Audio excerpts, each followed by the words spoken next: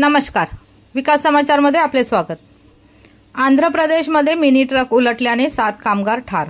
आंध्र प्रदेशातील पूर्व गोदावरी जिल्ह्यात बुधवारी एक मिनी ट्रक उलटून झालेल्या अपघातात 7 जण ठार झाले। पूर्व आणि पश्चिम गोदावरी जिल्ह्यांना जोडणाऱ्या महामार्गावरील चेन्नईगुडेम येथील चिलकावरी पाकला परिसरात झालेल्या अपघातात अन्य 2 जखमी झाले आहेत।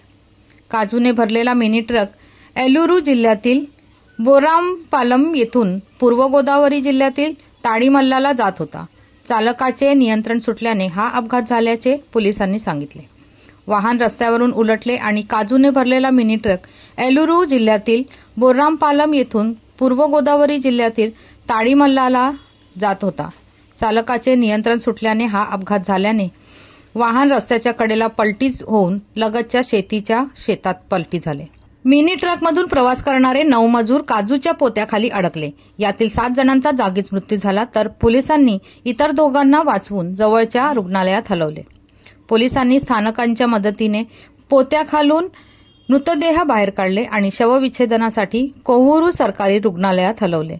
पोलिसांनी दिलेल्या माहितीनुसार अपघातात चालकाने घटनास्थळावरून पळ काढला। या प्रकरणी गुन्हा दाखल करण्यात आला असून तपास सुरू आहे। या अपघातात 7 जणांचा मृत्यू झाला असून जखमींपैकी एकाची ओळख पटली असून अन्य जखमीची माहिती समजू शकलेली नाही। उपमुख्यमंत्री पवन कल्याण यांनी रस्ता अपघातावर शोक व्यक्त केला आहे। त्यांनी मृतांच्या कुटुंबियांना मनापासून संवेदना व्यक्त केल्या। पवन कल्याण म्हणाले की पूर्व गोदावरी जिल्ह्यात झालेल्या भीषण अपघाताबद्दल आणि 7 कामगारांच्या दुःखद मृत्यूबद्दल जाणून घेतल्याने मला दुःख झाले।